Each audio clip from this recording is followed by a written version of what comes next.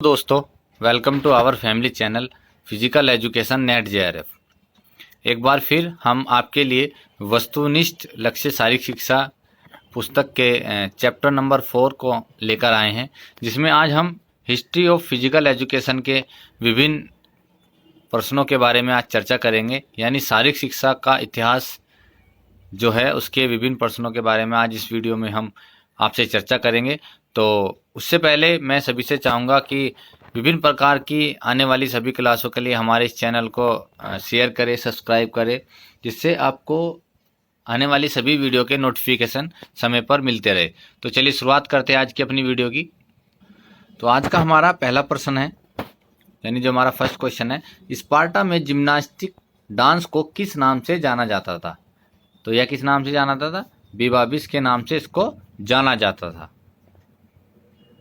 Next question है हमारा, धार्मिक डांस को किस नाम से जाना जाता था? यानी जो हमारा धार्मिक डांस था उसको क्या कहते थे? होर्मस कैरियाटिस नाम से इसको जाना जाता था। नेक्स्ट क्वेश्चन है हमारा, सैनिकों द्वारा किए जाने वाले डांस को किस नाम से जाना जाता था? तो इसको किस नाम से जाना जाता? पार्यहिक नाम से इस डांस को जाना जाता था, यानी इसको पार्यहिक डांस बोला जाता था। नेक्स्ट क्वेश्चन है हमारा, पीथियन खेलों में कौन भाग लेते थे? तो केवल अटांकिका जो निवासी थे वे वहां पर इन खेलों में भाग लेते थे। नेक्स्ट क्वेश्चन है हमारा, किस प्रकार की गतिविधि में या खेल में किसी बॉल का प्रयोग करने वाले अध्यापक को क्या कहा जाता था? तो इसको क्या कहा जाता? स्पाइरेटिस इसको कहा जाता था। नेक्स्ट क्वेश्चन है हमारा क्वेश्चन नंबर 6, जेवलिन थ्रो की ट्रेनिंग देने वाले अध्यापक को क्या कहा जाता था? तो उसको क्या कहा था? एक्रोनिस्ट इसको कहा जाता था। नेक्स्ट है हमारा क्वेश्चन नंबर 7, तीरंदाजी की ट्रेनिंग देने वाले अध्यापक को क्या कहा जाता? उसको क्या कहा जाता? टोक्सोटिस इसको कहा जाता था। नेक्स्ट क्वेश्चन है हमारा, हथियार चलाने की ट्रेनिंग देने वाले अध्यापक को क्या कहा जाता था? तो उसको क्या कहा जाता? होल्पो माचिस उसको कहा जाता था। ठीक है, यानी होप्लो मैकोस जो अध्यापक थे वो क्या करते थे? हथियार चलाने की ट्रेनिंग देते थे। नेक्स्ट है हमारा क्वेश्चन नंबर 9, ये यहाँ पर मिस्टेक है। शारीरिक शिक्षा एवं शिक्षा के दृष्टिकोणों के आधार पर यूनान के इतिहास को कितने भागों में बांटा जा सकता है? तो कितने भागों में बांटा जा सकता है? इसको हम 4 भागों में बांट सकते हैं। ठीक है, फर्स्ट है हमारा होमर काल यानी होमरिक पीरियड, सेकंड हमारा स्पार्टा पीरियड, थर्ड है हमारा पूर्व एथेंस पीरियड यानी एथेंस काल, और लास्ट है हमारा उत्तर एथेंस यानी लेटर एथेंस जो है पीरियड। ठीक है, उसको हम क्या बोलते थे? लेटर एथेंस पीरियड, और इसको हम स्वर्ण युग भी कहते थे। नेक्स्ट क्वेश्चन हमारा क्वेश्चन नंबर 10, किस कवि के द्वारा इलियाड तथा ओडिसी महाकाव्यों की रचना की गई? यानी इलियाड और ओडिसी किस कवि ने लिखी? तो यह होमर के द्वारा रचित रचनाएं हैं। नेक्स्ट क्वेश्चन हमारा क्वेश्चन नंबर 11, यूनानी किन किन क्रियाओं में सबसे आगे थे? तो यूनान के जो व्यक्ति थे वे किन किन क्रियाओं में मतलब उनको अधिक जाना जाता था? यानी शारीरिक सौंदर्य, संतुलन और साहस, यानी इन तीनों में वे इससे सबसे आगे थे। नेक्स्ट क्वेश्चन हमारा, स्पार्टा मूल रूप से कैसा राज्य है? तो यह कैसा राज्य था? यह एक सत्तावादी राज्य था। नेक्स्ट है हमारा, स्पार्टा में शारीरिक शिक्षा का कार्यक्रम कैसा था? ठीक है, तो वह कैसा था? वह अत्यंत कठोर तथा सुदृढ़ था। तो उस काल में क्या है? यह अत्यंत कठोर तथा सुदृढ़ माना जाता था। नेक्स्ट क्वेश्चन हमारा क्वेश्चन नंबर 14, स्पार्टा के लोगों को होमर काल की किस क्रिया से गणना थी? यानी जो है होमर काल के कौन सी ऐसी क्रिया थी जिसमें स्पार्टा कालों के लोगों को घृणा थी? तो वह कौन सी क्रिया थी? वह थी हमारी एथलेटिक क्रियाएं। ठीक है, नेक्स्ट क्वेश्चन है हमारा, स्पार्टा में कैसे बच्चों को जीने का अधिकार था? तो कैसे बच्चे को जीने का अधिकार था?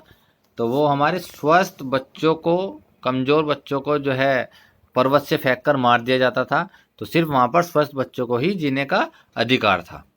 ठीक है, क्वेश्चन नंबर 16,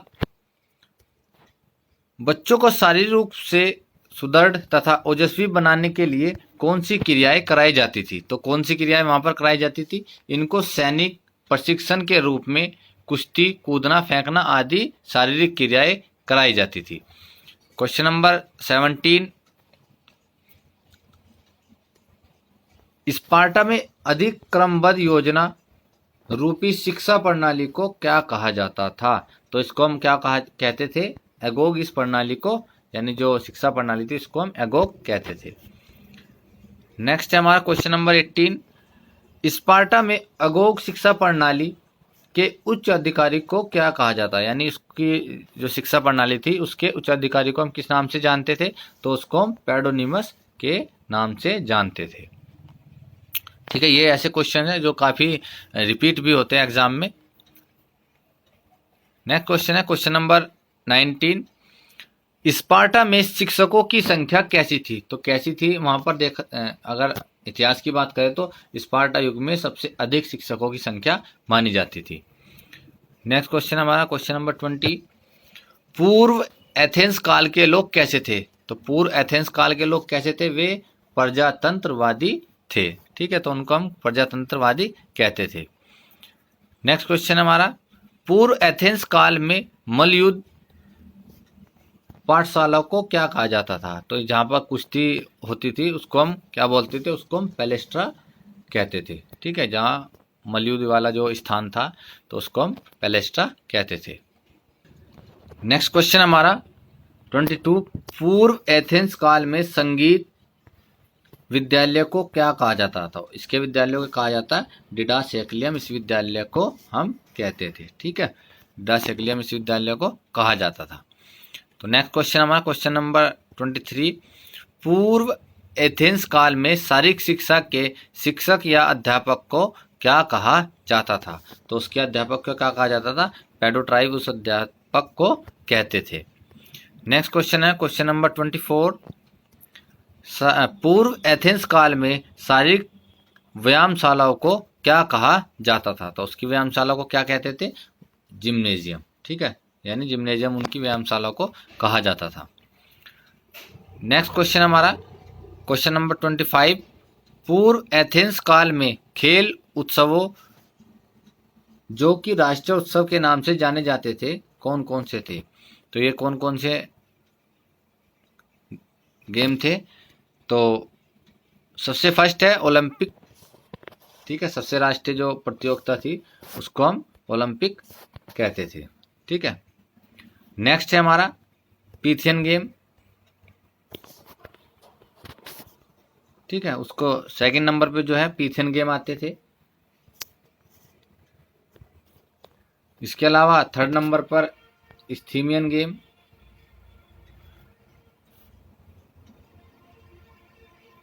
और लास्ट हमारा फोर्थ नंबर पर नीमियन गेम। ठीक है, यानी इसको शॉर्ट ट्रिक भी याद करने की है, पिन, यानी ओलंपिक तो सबसे है ही, और पिन के माध्यम से भी इसको हम याद कर सकते हैं। और इसके अलावा इन तीन गेमों में आप अगर किस किस देवताओं की पूजा होती है तो उसके भी एक शॉर्ट ट्रिक है, यानी ए पी और एक बार दोबारा से देखिए, ए पी और जेड, यानी अपोलो, पोस्डियन और जीएस देवताओं की मतलब सम्मान में ये खेल आयोजित किए जाते थे, यानी इसमें इन देवताओं की पूजा की जाती थी। नेक्स्ट क्वेश्चन हमारा क्वेश्चन नंबर 26, एथेंस में व्यक्ति के किस गुण पर अधिक बल दिया जाता था? तो उसके व्यक्तित्व पर अधिक बल दिया जाता था। नेक्स्ट क्वेश्चन है, एथेंस में कौन सामाजिक दर्शन का केंद्र बन गया था? ठीक है, तो यहाँ एक क्वेश्चन मिस्टेक है, आप इसको सही कर लेना। ठीक है, तो सामाजिक दर्शन का केंद्र क्या था? वहाँ पर जो खेल होते थे ओलंपिक खेल, वो सामाजिक दर्शन का केंद्र, ठीक है, वो सामाजिक दर्शन का केंद्र बन गया था।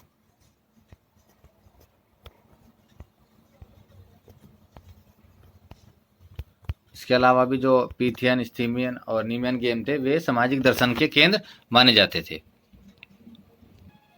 नेक्स्ट क्वेश्चन हमारा क्वेश्चन नंबर 28, एथेंस के हिप्पोक्रेट्स को मतलब हिप्पोक्रेट्स का नाम क्यों प्रसिद्ध है? तो उनको क्या कहा जाता था? उन्हें औषधि विज्ञान का जनक कहा जाता था।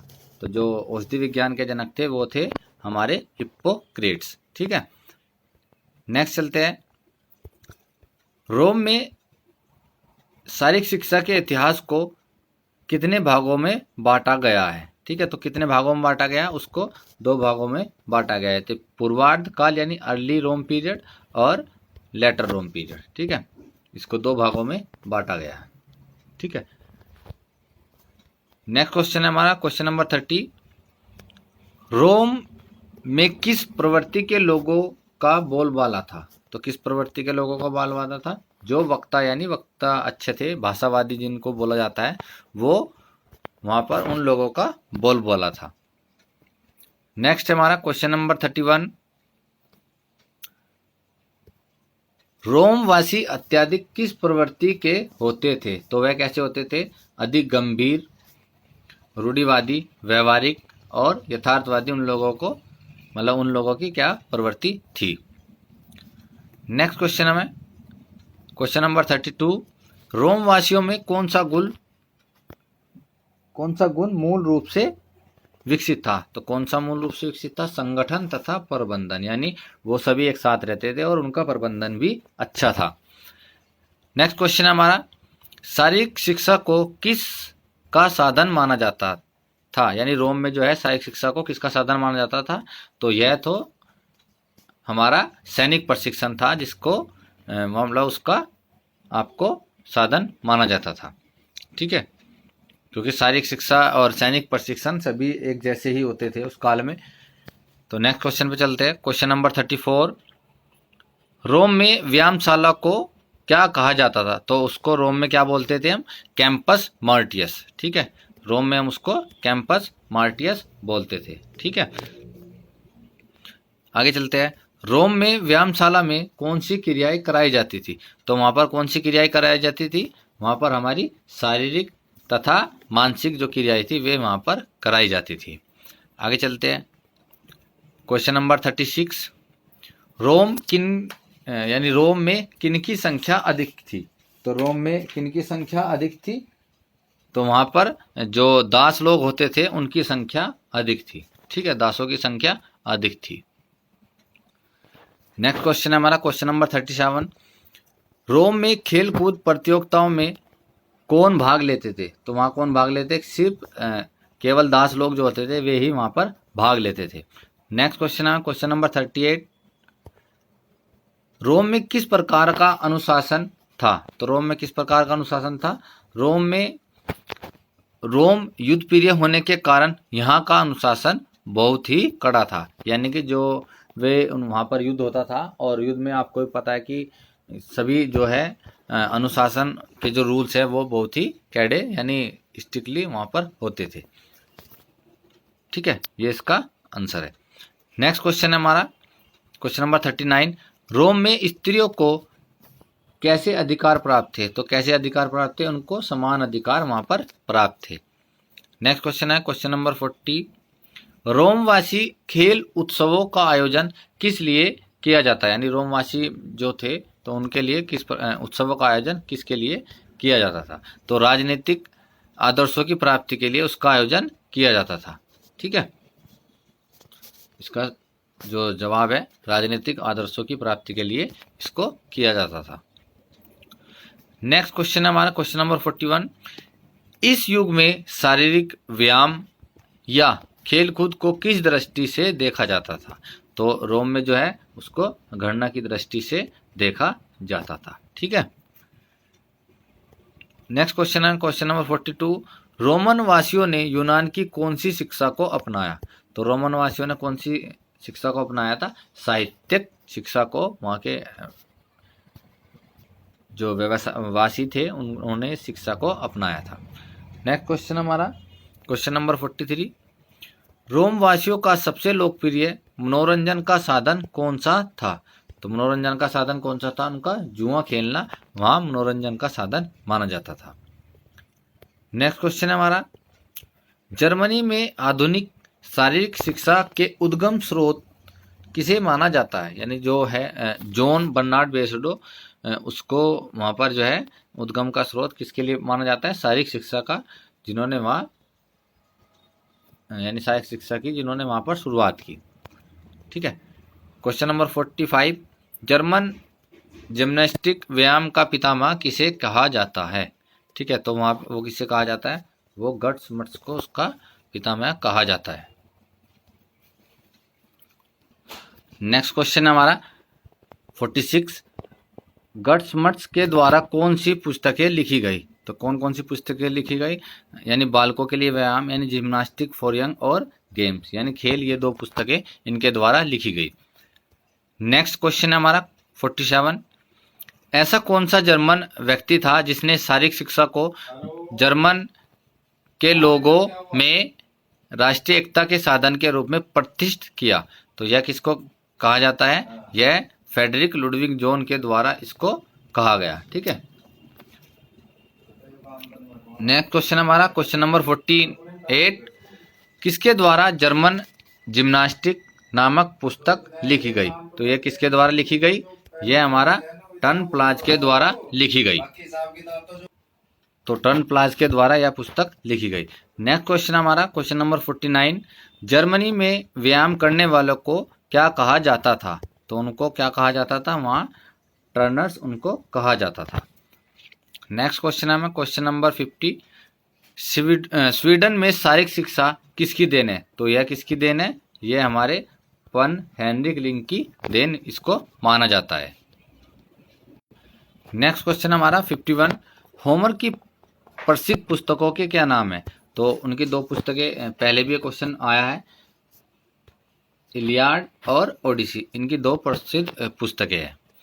नेक्स्ट है हमारा 52, जल्मर लिंक किसका पुत्र था? तो यह किसके पुत्र थे? यह पन हेनरिक लिंक के पुत्र थे। ठीक है। नेक्स्ट है हमारा क्वेश्चन नंबर 53, प्रथम लिंगयार्ड उत्सव किस उपलक्ष्य में आयोजित किया गया था? तो यह किस उपलक्ष्य में किया गया था? सन 1939 में इसका आयोजन किया गया था स्टॉकहोम में, और यह पर हेनरिक लिंक की बरसी मनाई गई थी, तब इसका आयोजन किया गया था। यानी यह जो है 1939 में पर हेनरिक लिंक की जो है बरसी पर आयोजित किया गया था। नेक्स्ट हमारा द्वितीय लिंगयार्ड कब आयोजित किया गया? तो यह कब किया गया? 1949, यानी उसके 10 साल बाद इसका आयोजन किया गया। नेक्स्ट हमारा क्वेश्चन नंबर 55, डेनमार्क में आधुनिक शारीरिक शिक्षा की नींव किसके द्वारा रखी गई? तो यह किसके द्वारा रखी गई? यह फ्रेंच नेस्कोल के द्वारा इसकी नींव रखी गई। ठीक है। नेक्स्ट हमारा डेनमार्क कैसा देश है? तो डेनमार्क कैसा देश है? वह एक कृषि प्रधान देश है और यहाँ के पशु विश्व प्रसिद्ध है। ठीक है।